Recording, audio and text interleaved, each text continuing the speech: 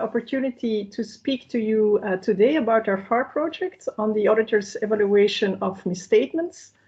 The current active researchers on this project are Paul Maastricht. He's a first-year PhD student at Maastricht University. Ulrike Thuerheimer, assistant professor at UNSW Sydney, and myself. The presentation for today has been prepared by the three of us, but only Ulrike and I will present, while Paul will keep an eye on the chat. The agenda for today is as follows. So I will start with the motivation for this project. So why do we care about the identification and evaluation of misstatements? Next, Ulrike will briefly share some key insights on what we already know from prior research on the identification of misstatements. And she will discuss a conceptual model proposed in the literature on the evaluation of misstatements, which we use to guide our project.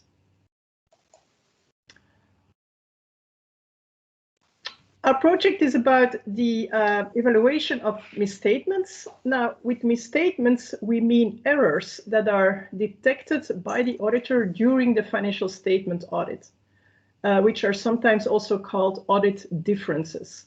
Now, why do we care about misstatements? Well, the reason is that it allows us to get some insights in the so-called black box of auditing.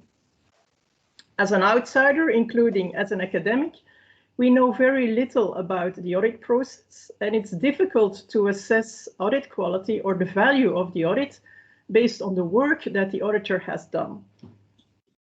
Audit quality is also the common thread in our research, but capturing it is difficult as we are generally limited in the proxies that we can use based on publicly available data.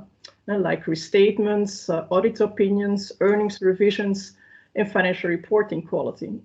All of these proxies that have been used in the literature have their limitations. For example, restatements are extreme events.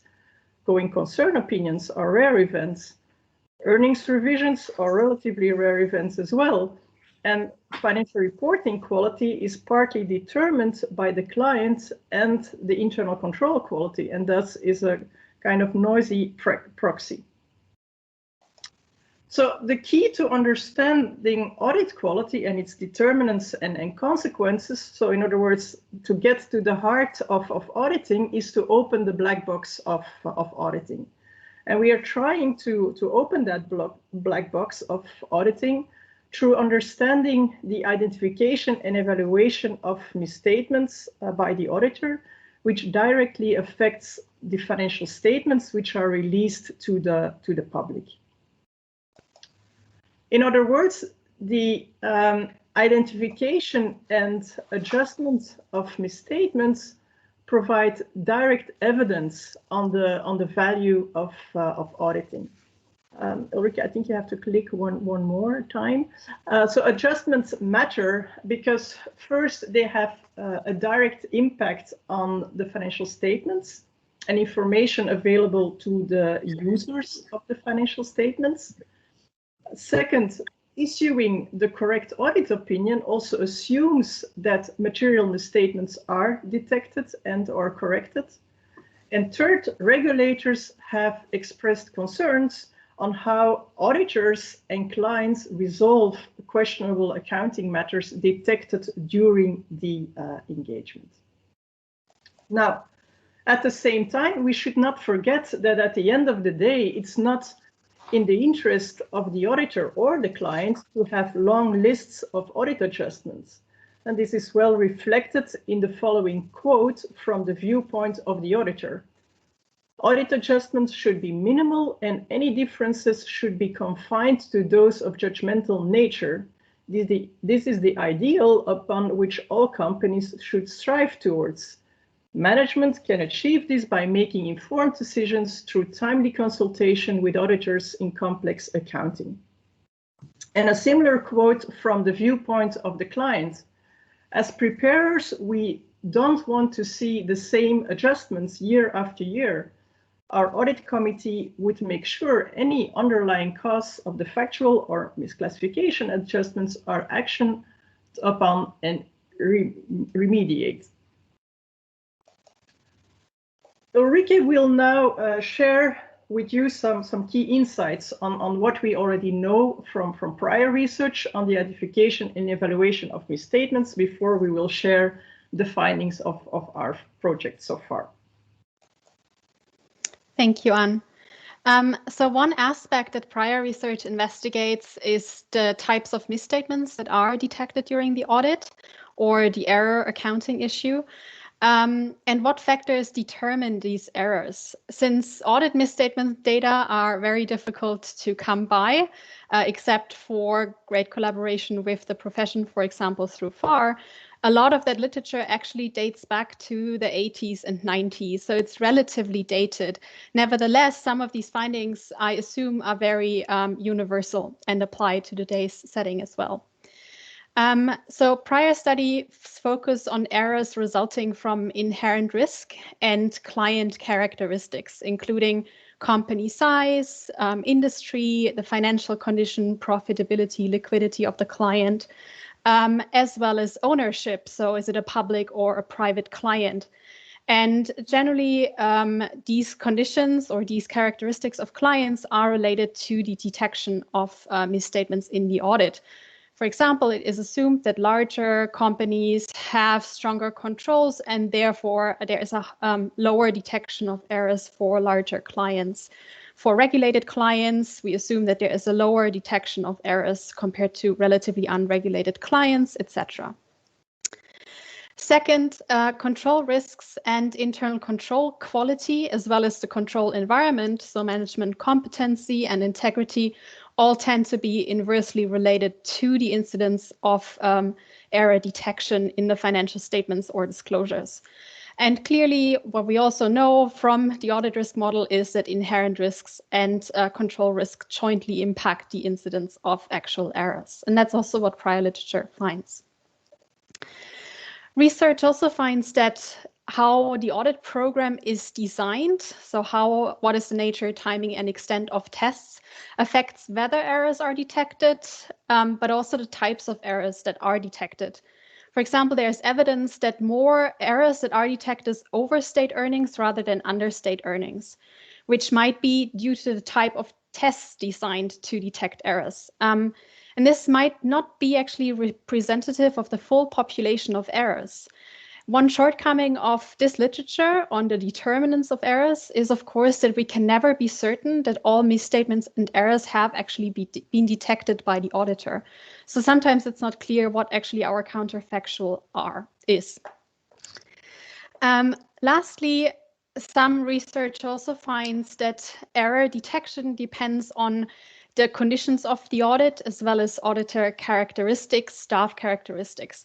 For example, there's evidence that regardless of the experience level of an auditor, auditors do not have very accurate knowledge about the relative frequency with which errors occur. And that might be due to the fact that auditors do not extremely regularly encounter errors.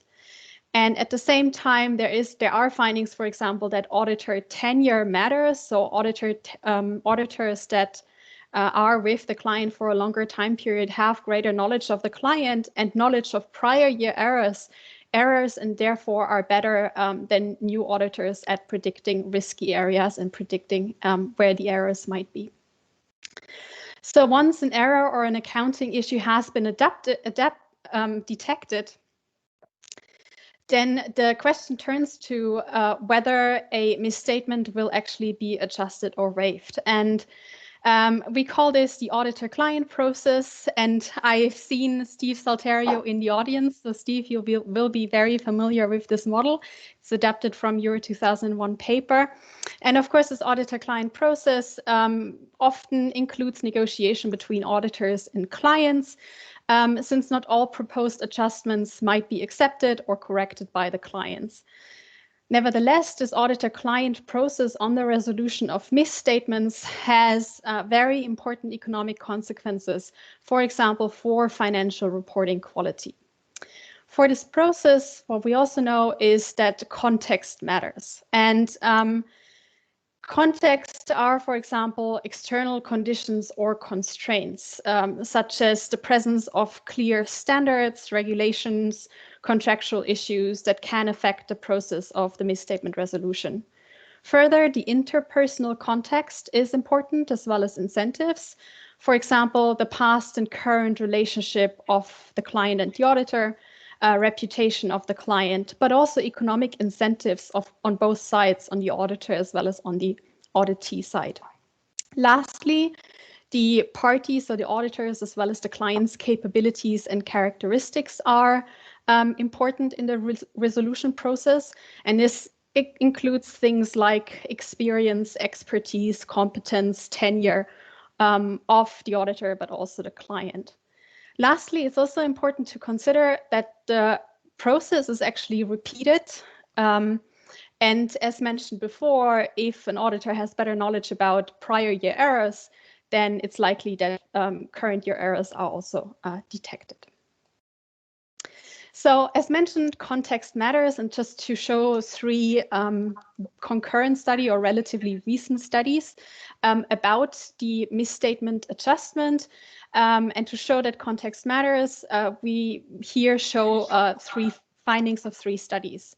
In Azar et al. 2019, in the Dutch setting, using Dutch data from 2005 to 2015, Azar et al. Find that auditors are more likely to waive misstatements as the auditor's economic incentives increase. But auditees' incentives are also important. So as the auditees' incentives increase and they probably negotiate harder, the misstatement, the likelihood that misstatements are waived increases. However, as governance structures are present, for example, independent supervisory board, then the waiving of misstatements is less likely. Runke and Schmidt use data from German auditors from one Big Four audit firm in 2007, and they find that audit adjustments vary with inherent and control risk as predicted by the audit risk model. And then lastly, the most recent paper by Chowdhury et al., who use data from the PCAOB, so from firms that were inspected by the PCAOB in the US, and they find that auditors are more likely to waive misstatements that were detected when this significantly affects a client's ability to meet or beat forecasts by analysts. So again, here a very clear economic incentive for the auditee.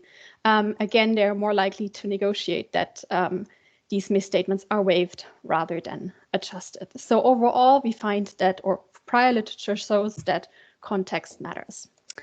So now turning to our FAR project, what do we do? Our FAR project is structured into three different parts. The first part is an exploratory analysis on the types of misstatements that are identified, as well as audit adjustments. Next, we plan to conduct an explanatory analysis on how detected misstatements are evaluated, how are they resolved, are they adjusted or waived. And then lastly, we also plan to investigate the consequences of adjusting or waiving misstatements, such as the effect on financial reporting quality of clients. So the focus of today is this exploratory analysis on identified misstatements, and we will summarize with descriptive statistics what we have learned so far about identified misstatements and adjustments. So what did we learn so far, Ann? Yes, so let's first have a look at our data. So our data relate to Dutch statutory audit engagements during the period 2015-2017. We have 442 engagement year observations in our sample that we can work with after conducting some reasonableness tests, which relate to 288 unique audit clients. And in total, we have 1,702 identified misstatements in our sample. Our data relate to 5 audit firms, 2 Big Four and 3 non-Big Four audit firms. We have 81 engagement year observations relating to the non-Big Four, which is about 18% of our sample. And so the remaining part, 82% of the engagement years, relate to the Big Four. We have identified the misstatements from the summary of the adjusted and unadjusted audit differences. Now, one limitation of this approach is that some audit differences might not be recorded on the summary of adjusted and unadjusted audit differences.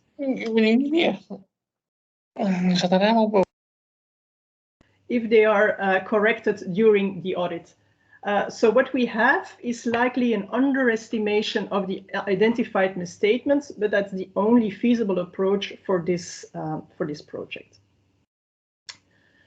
Now, despite this limitation, we see that in the pooled sample, the percentage of engagement with identified misstatements is 74%. And there's also some indication that the percentage slightly increased from 2015 to 2017. We also looked at the distribution of misstatements across industries, and we see that the financial services industry, so which includes the financial holdings, is the industry with the highest percentage of engagement with no identified misstatements. If we look at the number of identified misstatements per engagement, we see that for 43% of the engagements between 1 and 4 misstatements identified, 19% has around between 5 and 9 misstatements identified, and for 12% of the engagements, even more than 10 misstatements are identified. If we look at the distribution of misstatements for the Big Four compared to the non-Big Four, we see that the percentage of engagements of the non-Big Four audit firms without any identified misstatements is only 10% compared to 29% for the Big Four. The non-Big Four audit firms also identify on average more misstatements compared to the Big Four. And this could potentially be attributed to smaller clients of the non-Big Four audit firms, which might have weaker internal control systems. As we will also see later on in the presentation, the likelihood of an identified misstatement is higher for smaller companies and those without an internal audit department or audit committee present. We also try to compare the figures of our sample with a few of the other recent studies that Ulrike was also already referring you to. So in the recent study by Assar, Van Buren, and Major, relating to a large sample of Dutch companies over the period 2005-2015, they document that the percentage of engagements with identified misstatements is 65%. And we have on average 74% of engagement with identified misstatements, which would suggest that the percentage of engagements with identified misstatements has increased over time in the Netherlands. But the percentages are, however, lower compared to the US, where it was documented that for 81% of PCOB inspected companies, misstatements were identified. We also considered the nature of the identified misstatements, and we see that 99% of the misstatements are classified as unintentional, and so meaning errors, and while there are only very few identified misstatements that are labeled as fraud, because the misstatements are considered to be intentional in nature. If we consider this at the engagement level, then 5% of the engagements contain a mix of fraud-related and error-related misstatements. If we distinguish between factual, judgmental, and projected misstatements, then the large majority of misstatements are factual in nature. And so misstatements for which there is no doubt and where supporting documentation is available. So in principle, you would not expect much discussion around these type of misstatements. The judgmental misstatements relating to differences from the judgment of management on certain accounting entries account for around 10%. and the projected misstatements relating to estimates of misstatements in the population account for around 3%. At the engagement level, we see a similar pattern. So 62% of the engagements, or the largest chunk, relates only to factual misstatements, and 32% of the engagements have a mix of factual, judgmental, and projected misstatements. The percentage of engagements with only factual misstatements is even slightly higher for the non-Big Four audit firms, which might again likely be attributable to smaller client companies with less developed internal control systems. Further, we see that for 23% of the engagements, misstatements are identified that relate to disclosure or internal controls. And for 45% of the engagements, the misstatements relate to a proposed reclassification. And we have Turning like now to the more. Turning now to the magnitude of identified misstatements, we see that the average magnitude is relatively small, but that's because we of course have a positive and a negative effect. So what we do here in these graphs is calculate an aggregate effect of identified misstatements on separately the P&L and the balance sheet. And this aggregate effect takes into account that some errors offset each other. And that aggregate effect we then scale by overall materiality. So then we present this distribution here in a histogram of the aggregate errors scaled by overall materiality.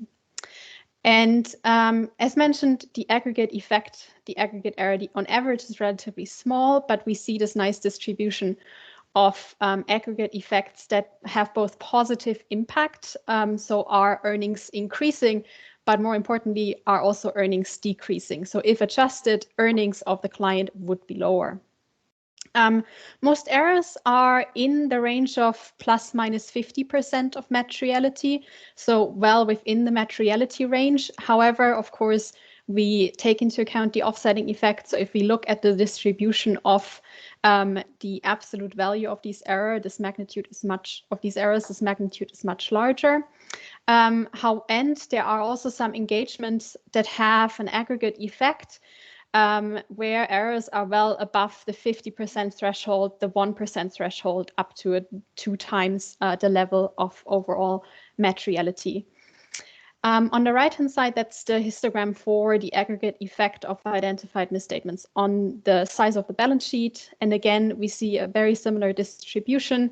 They are both positive and negative aggregate effects that we find. And the distribution is somewhat wider and right-skewed compared to the P&L histogram. So this kind of summarizes what we've seen in the histograms to give some further insights into misstatement magnitude. We find no impact of the aggregate effect on the P&L for 24% of engagements, a positive impact on earnings increasing impact for 36% of engagements, and the negative impact, so earnings decreasing, for 41% of engagements. Again, there is a difference between non-Big Four and Big Four firms, where we find that for non-Big Four firms, the number of engagements that have an aggregate effect that's earnings decreasing is actually much higher. A similar picture here for the balance sheet level. When we then look at the percentage of misstatements that are actually adjusted, so now going from what are the errors, how large are the errors, to looking at whether misstatements are adjusted or waived, we see that at the misstatement level, 51% of misstatements are waived, while 49% are adjusted. So in the pooled sample, pretty much a 50-50 split. Again, a relatively big difference between non-Big Four and Big Four, where the misstatements at the non-Big Four level are more likely to be adjusted rather than waived. When we then look at engagement level, we find in the full sample, in the pooled sample, that for 30% of all engagements, all misstatements are adjusted. In 35% of engagements, some misstatements are adjusted while others are waived. And in the other 35% of engagements, all misstatements are waived. And again, these percentages are quite different for non-Big Four clients compared to Big Four clients, where the percentage of engagements that are where all misstatements are adjusted is much higher in the non-Big Four sample. Comparing these descriptives again shows that this very much is in line with what prior literature finds. So we find that 70% of engagements, we have some misstatements that are waived, which is similar to 72% in Chowdhury et al. In the US setting, 68% in Asari et al. In the Dutch setting.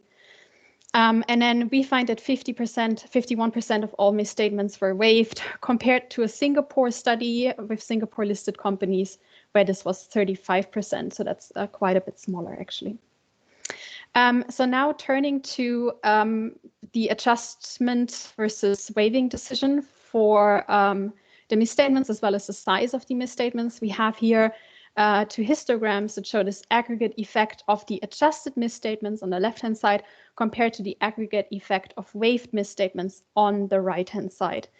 As is expected, the aggregate effect of the adjusted misstatements scaled by overall materiality is much higher on average compared to the aggregate effect of the waived misstatements. So the distribution for the adjusted misstatements is much wider. And misstatements that result in a higher aggregate effect are adjusted compared to those that are not adjusted, those that are waived. And that's a very similar picture for the balance sheet.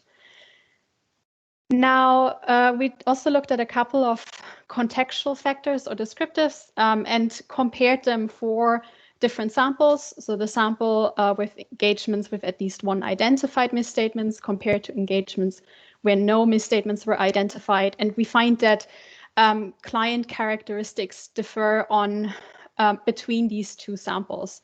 So engagements without identified misstatements are larger. More of these engagements are public interest entities, and more of these engagements have a better governance structure, so an internal audit department, an audit committee, and a supervisory board.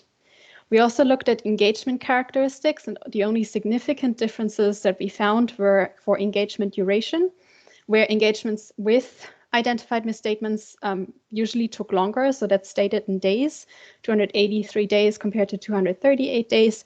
And we find that more of the engagements where misstatements were detected purchased non-audit services. So 48% in that sample compared to 34%. And then lastly, we also looked at partner characteristics for these engagements. And we find that partner tenure is higher in those engagements with at least one identified misstatements, and that the partner works in or on less engagement in a particular year when he is partner on engagement with at least one identified misstatement. We also look at descriptives between engagements with sorry, no, that's it. Ann, what's next? Okay, good. So yes, to conclude, we have three parts in our project. So what we explained to you today is the first descriptive, so the exploratory analysis on the identified misstatements and adjustments. And the next two parts will be the explanatory analysis on how detected misstatements are evaluated, and also an analysis on the consequences of the adjusting and waiving of misstatements. And these next parts actually fit nicely with the conceptual model on misstatements evaluation, which Ulrike explained to you. So we will first conduct a multivariate analysis of the evaluation of the detected misstatements to answer questions such as what is the role of the audit partner in the resolution of detected misstatements over and above auditor and client incentives or disincentives to waive misstatements. And next, we will also investigate the consequences of audit adjustments and the waiving of misstatements on financial reporting quality in the Dutch setting. And we already have some evidence on this from other settings. For a Chinese setting, it has been documented that adjustments result in smoother and more persistent earnings and higher accrual quality. And for the US PCOB setting, it has been documented that not recording auditor proposed corrections is associated with an increased risk of future financial statement restatements. And also audit hours and audit fees appear to go up for companies that waive larger audit adjustments. So it will be interesting to see whether we come to similar findings for the Dutch setting. So with this, I would like to thank you for your attention, and we look forward to the comments of our discussants and the participants. Thank you very much, Anne from Maastricht and Ulrike from Sydney. Thank you very much for this very clear presentation. The clearer the presentation is, the more questions it will probably rise. So I'm looking forward also to the comments that Fabian Klaar is now going to give. Fabian, the floor is yours. Thank you, Jan. I was wondering, you were presenting that the audit differences that are waived are less smaller in a non-Big Four setting. Do you have any analysis why that could be the case? So that there are more adjusted misstatements for the non-Big Four companies? So we haven't analyzed this yet. We have basically looked at descriptives. This is the stage of the project we are in, but from prior literature, it could be that these errors that are detected by non-Big Four auditors relate to clients that just have a higher inherent risk and a higher control risk, and that therefore the errors that are detected are more material and therefore are more likely to be adjusted. Okay, thank you. And I think there are also some differences in the way the audit manuals of companies are structured in evaluating audit differences. Some use the gap between the materiality and the performance materiality, and other companies, they use the performance materiality to evaluate the aggregate effect of the audit differences. What do you think would be the best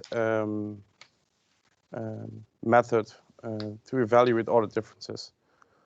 And then how to get the most financial reporting quality for the user of the financial statements?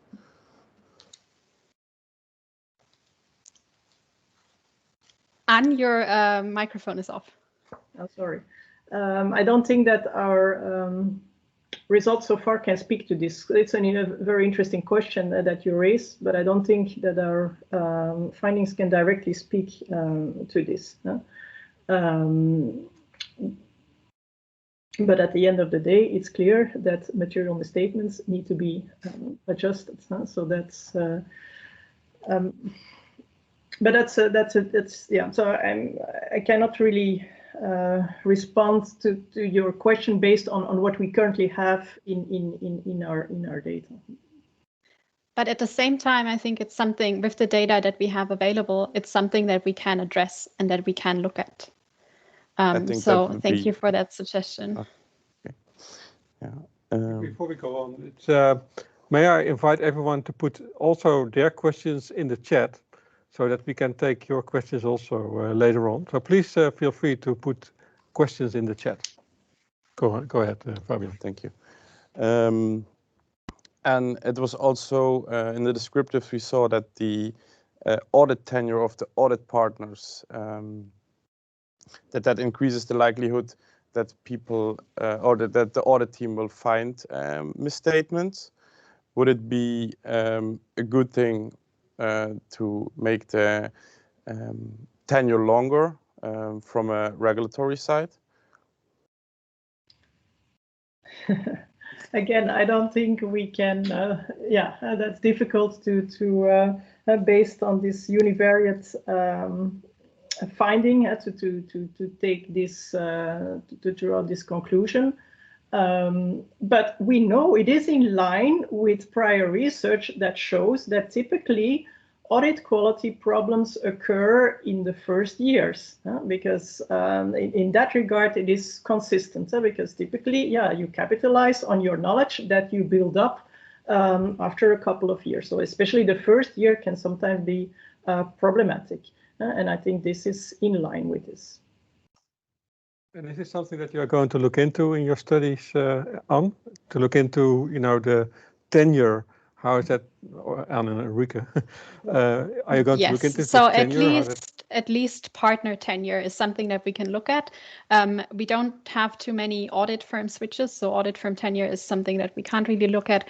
But partner tenure is definitely an aspect that we want to investigate. And as Ann said, the context is important, and context is something that we want to investigate in the next study that we'll conduct, and that will be mainly related to partner characteristics. And these partner characteristics obviously also include partner tenure. Okay. I was also wondering, and now there is a pilot on disclosing more related to fraud and going concern in the auditor's report. Would it be also wise to disclose the unadjusted audit differences in the financial statements to have a more informed or have a more informed user of the financial statements, and put more pressure on clients to adjust all the differences?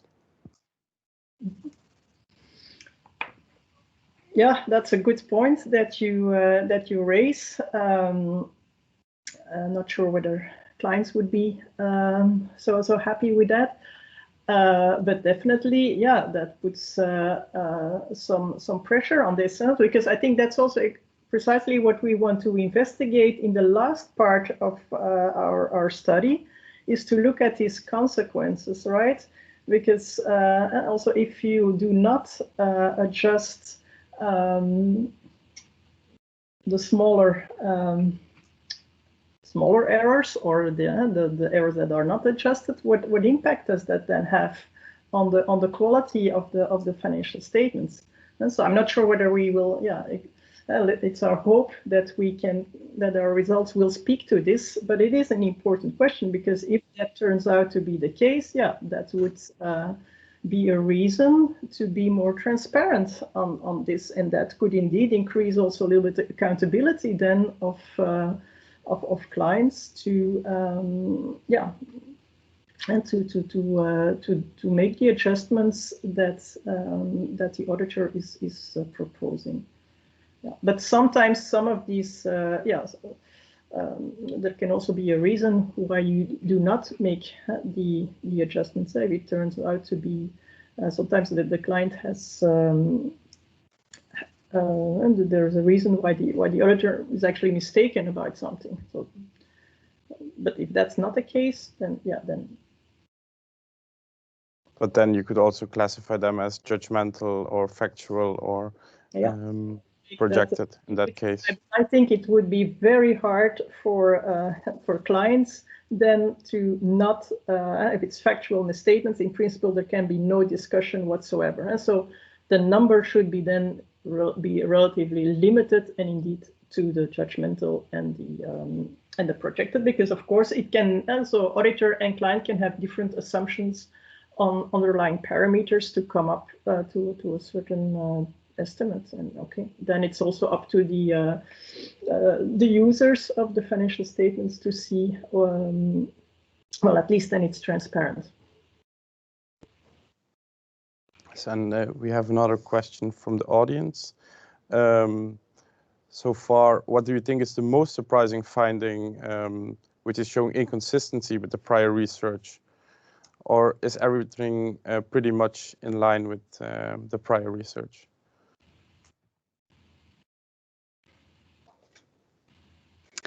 I think so far everything is pretty much in line with prior research. We've also done some comparison to the other studies, and that seems to be in line with prior research.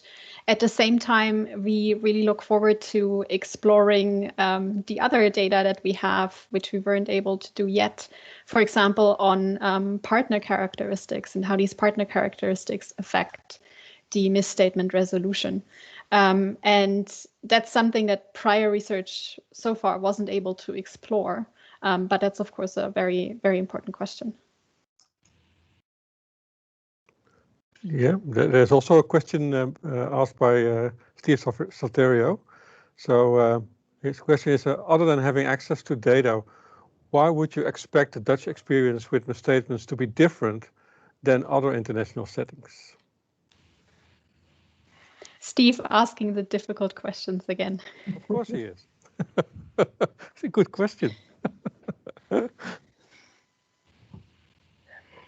Yeah, so I think there are two parts of this. One is I think overall the number of studies that are available with data on misstatements is still very, very limited. I think there's no, we can only, so we have to be, I think we have to give credit for the fact that we have data in the Dutch setting which are still really unique, in my opinion. And that in itself is for me a reason to conduct this study. Although there is some limited number of prior research to capitalize on, but that it's still, the data are still scarce. So I think from that point of view, it is a valuable exercise. And also for the Netherlands, and given the purpose of the foundation, and yeah, I think it is important to document this also in a Dutch setting. And it's still our hope that we have just started with the UNSW, because it was a very challenging process to come to the data of today that we can work with.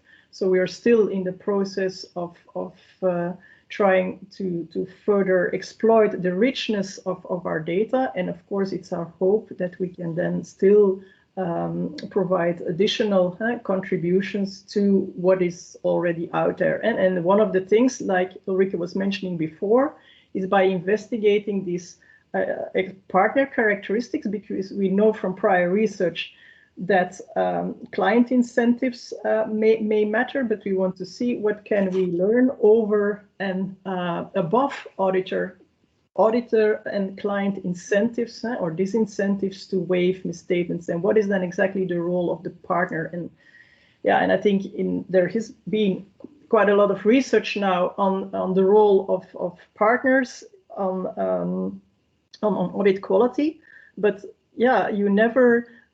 Sometimes it can also be that partners are allocated to certain or work with particular type of clients, and that this is essentially, it's not because you have that partners are associated with higher financial reporting quality. Well, maybe those clients already had a higher financial reporting quality to begin with. So you can never disentangle this. And I think that's what our data is able to do. And then we can really go more to the heart of the value of the audit, but especially also the value of the audit partner and how that differs across partners. I think there's another question. Do you think that the number of recorded judgmental statements is complete? Or could it be that there are more differences of opinion that occur between the auditor and the auditee that are not always documented as misstatements based on the number which could be understated for its purpose? Yes, so that's what I mentioned in the beginning as one of the limitations. So the only thing that we have available is that list of audit, the adjusted and unadjusted differences.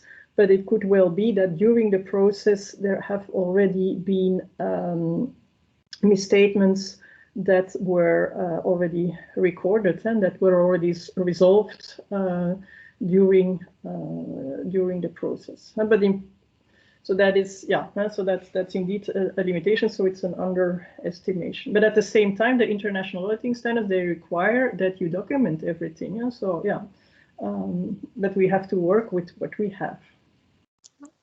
It's also interesting that this sometimes differs between audit firms in terms of what ends up on the list of audit differences. So for some firms, we do actually see that misstatements on internal controls are recorded and misstatements or disclosure misstatements are recorded, while that's not the case for others. So again, there are also some differences across audit firms in terms of how audit differences are recorded.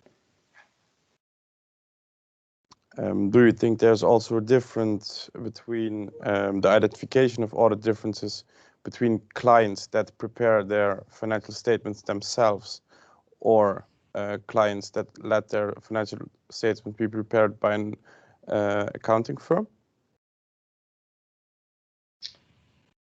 Is that also something you could look into? I'm not sure. Do we have, I don't think, do we have that data in our... I remember that we had a very large and extensive data request to begin with, but then in the end it turned out that some of the things that we would like to have were also difficult to deliver or were simply not available in a reliable way. And I think we don't have that data, unfortunately, but that could have been something, yes. But at the same time, it's still the client who has the client management has to develop their internal control system, right? So even if you have a book, so an external bookkeeper to do that, it will help to an extent for the obvious thing. But if there's really something more fundamental going on, not sure whether that can really help. There's another question from the audience. Do you intend to include data on other team member characteristics as well, such as assistants and managers, given the fact that it's not only the engagement partner who is involved in the process?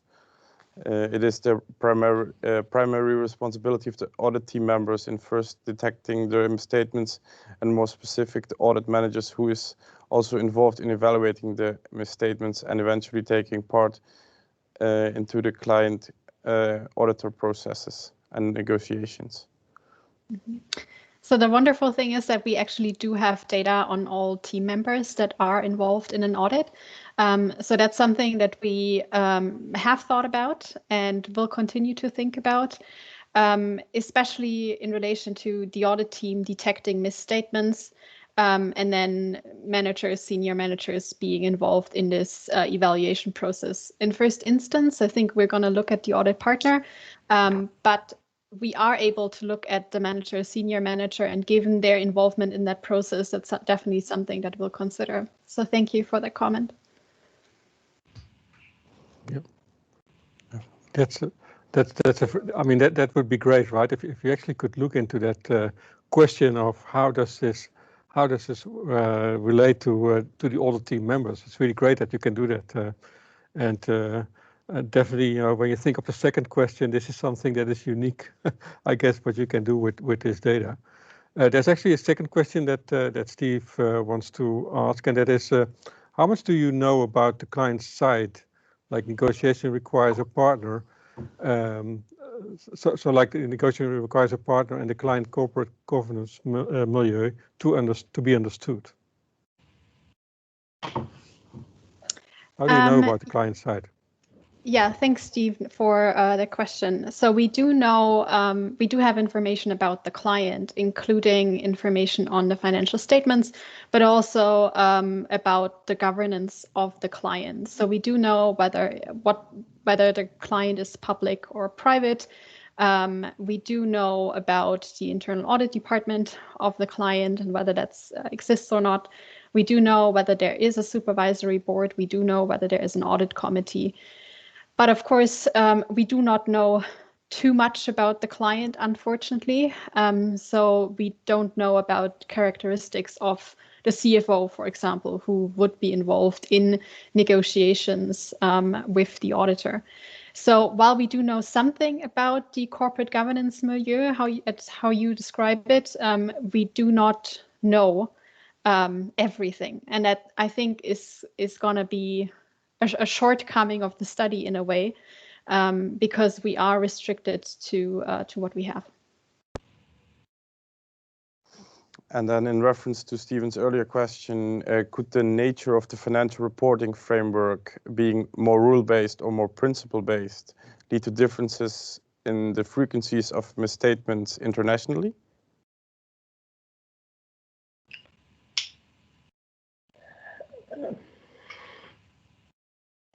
Yeah, so that's that could be, but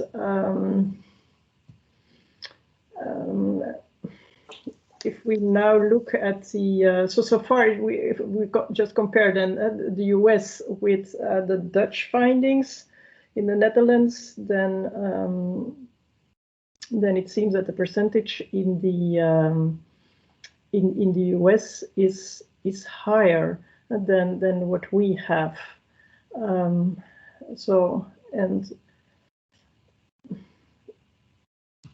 I would think that in the I'm not sure, but I would even think that in a principle-based system, you would then expect that the percentage could even be higher than in a rules-based. So that would be my prior, but so far that does not seem to be the case. But that's an interesting point. Okay. Do you mind that I ask a last question, Fabian? Yeah, of course. You can do it also. But I am intrigued by the presentation when you look at industry differences, and even more intrigued by the question of how this works, right? What are the factors that are impacting these results? So you see, like in service, like financial services, right? There's actually fewer misstatements than in other industries, and the question is then to me, is this because it's a better audit? Is it better management, better CFOs in preparing the financial statements, or is it the regulator that actually comes in and does a good job, or is it actually a combination? Because the financial sector seems to me one of the most complex industries that you can look at, and we see the fewest financial statements misstatements being observed. So I was just intrigued by that question, and I was, my question would be, are you also going to look into that kind of questions, right? What is it? What is the force? Is it the auditor? Is it the management? Is it the regulator? Is it all of that? Yeah, so as we've discussed in the presentation, context matters. I think the factors that you just mentioned, Jan, such as the financial services industry being more regulated, often larger clients, the auditor maybe being more skeptical about these types of firms, might all lead to that finding that we have about the financial services. One shortcoming with these financial services classification is that they also include some financial holdings. So it's not exclusively financial services firms, it's financial holdings of other firms that are included in that particular part of the sample as well, because we cannot discern between financial services firms versus financial holdings based on the Dutch SBI, so the industry classification coding. But yeah, I think context matters, and we hope that we can explore and disentangle a lot of these factors that you've mentioned. Thank you very much. There's two more questions. One is by Anna Gold, which is actually directed to the FAR board, which is, can't you provide more variables? Well, we need to consider that. The other is by Steve Salterio, and he asks actually whether you have firms in your sample which include both PCOB and Dutch inspections. And do you consider examining these differences? if there are any. Steve, unfortunately, we do not know the identity of the client, and therefore we do not know whether these are inspected by the Dutch regulator versus the PCAOB. And it's also something where we haven't asked data about.